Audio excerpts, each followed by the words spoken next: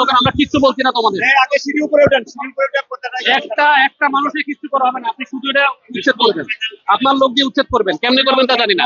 এগুলো উচ্ছেদ করেন, খোলেন, আপনারাই খুলবেন, এগুলো খোলেন, এগুলো খোলেন, আপনাদের লোক দিয়ে খুলবেন, আমাদের লোক দিয়ে খুলবো না এগুলো।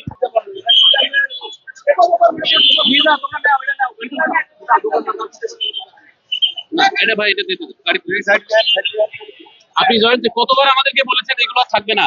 আমি তো বলি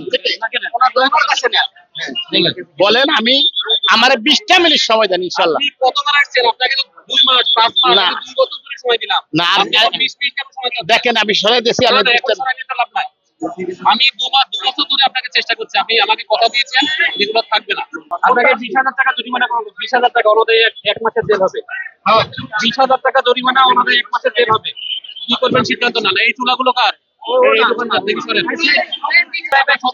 অনেকবার ওই যে সেক্রেটারি এই দোকানটা কার? এই দোকান চুলা কোথায় ছিল? এই চুলা কোথায় ছিল? রাস্তার উপরে? এখানে যেখানে আছে সেটাও তো রাস্তা।